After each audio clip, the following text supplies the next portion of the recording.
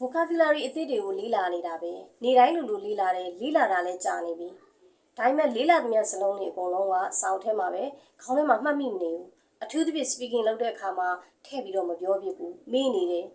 အဲ့မဲ့သတိရတဲ့အခါကျတော့လေ topic ကမတူဘူးဆိုပြီးထည့်မပြောပြဘူးဒီလိုနဲ့လေ့လာတဲ့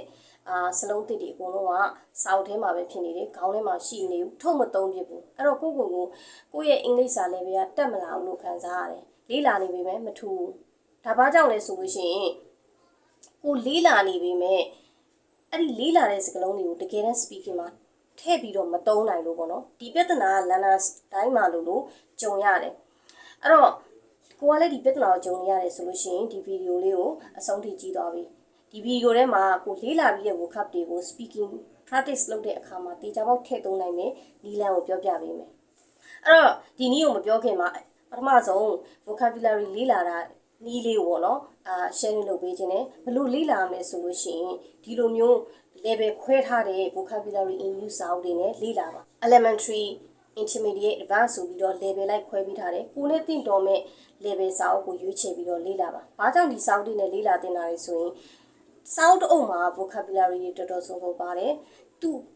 topic နဲ့သူ chapter လိုက်လေးတွေခွဲပေးထားတယ်ဥပမာ weather vocabulary travel vocabulary music vocabulary ဒီလိုတွေပေါ့ပြီးတော့အခန်းတိုင်းပြီးတိုင်းမှာလဲကိုယ့်ရဲ့ understanding ကိုစစ်ဆေးဖို့တော့ဒီ exercise တွေပါတယ် dialogue တွေလည်းပါတယ်တကယ် real conversation အပြင်မှာတကယ်ပြောတဲ့အတိုင်း dialogue တွေလည်းထည့်ပြီးတာအဲ့တော့ vocab လေ့လာပြီးဆိုတော့ dialogue တွေနဲ့လည်းစကားပြောလေ့ကျင့်လို့ရတယ်ကိုယ့် understanding ကို exercise နဲ့လည်းလေ့ကျင့်လို့ရတယ်အဲ့တော့ random video တွေကိုကြည့်တာလည်းကြည့်ပါအဲ့ဒီ video နဲ့လေ့လာတာထက်ဒီလိုမျိုးတီးသန့်စာအုပ်တွေနဲ့လေ့လာတာပိုပြီးထိရောက်မှုရှိတယ်နောက်တစ်ခုကဟိုက vocab အသစ်ကိုလေ့လာတဲ့အခါမှာ context နဲ့လေ့လာပါတလုံးနဲ့ဥပမာ deteriorate ဆိုတဲ့ဒီစလုံးကိုတလုံးနဲ့လေ့လာတာမဟုတ်ဘဲနဲ့ပေးထားတဲ့ context တိုင်းလေ့လာတာမျိုးဥပမာ the weather is likely to be deteriorate today or tomorrow ဒီလိုမျိုး context လေးတွေကိုတခြားလုံးဝကူးချပြီးလေ့လာတာမျိုးနောက်တစ်ခုအဲ့ဒီစလုံးကိုပဲကိုယ်ပိုင် own sentence တွေတိစောက်တာမျိုးတွေနဲ့လေ့လာပါဟုတ်ပြီအဲ့တော့အခု sharing လုပ်ပေးမယ်နည်းကိုတော့ကိုယ်တိုင်နာမည်ပေးထားတယ် change your topic လို့ပေးထားတယ်ဘာလို့ change your topic လို့ပေးထားလဲဆိုရင်ကိုကစကားပြောလေ့ကျင့်တဲ့အခါတိုင်းမှာကိုပြောချင်တဲ့ vocab ကိုအမြဲတမ်းထည့်ပြီးပြောနိုင်မှုဆိုတာ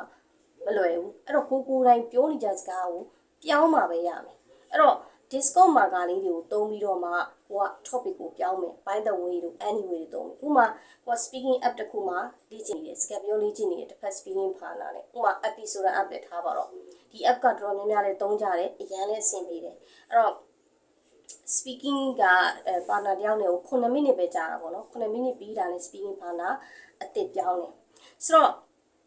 ကိုကစကားပြောနေတော့မှာပဲအခုနအတိုင်းပဲ Discord မှာလေးတွေတုံးပြီးတော့မှ speaking topic ကိုချိန်မယ်ဘာကြောင့်လဲကိုဒီမှာ weather vocabulary လေ့လာထားတယ်ထားပါတော့ဒီစလုံးလေးတွေကိုထည့်ပြီးသုံးခြင်းလို့ဟုတ်ပြီ topic ကိုဘယ်လိုချိန်လဲ weather အတွက်ဆိုရင်ကိုစပြီးတော့ပြောမှာပေါ့မေးမှာပေါ့နော်okay so yes anyway what's the weather like in your country ဒါနဲ့နေလို့စီမှာရာသီဥတုအခြေအနေဘယ်လိုရှိလဲအဲ့တော့တစ်ဖက်လူကပြန်ဖြေမှာပဲ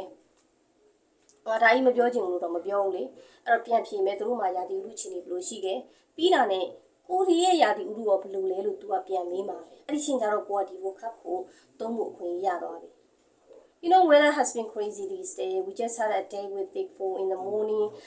and it was freezing cold ဒါမှမဟုတ်လဲ You know it was raining all day yesterday ဒါမှမဟုတ်လဲ It's been raining all day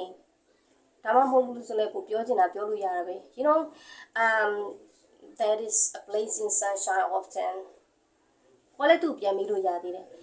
Anyway which one do you prefer rainy day or sunny day ကိုကလည်းအဲ့ချိန်မှာပြန်ပြီးပြောလို့ရတယ် You know I prefer rainy day to sunny day because you know I think it is nice to be in bed with a cup of coffee and interesting book or I prefer to sunny day to rainy day you know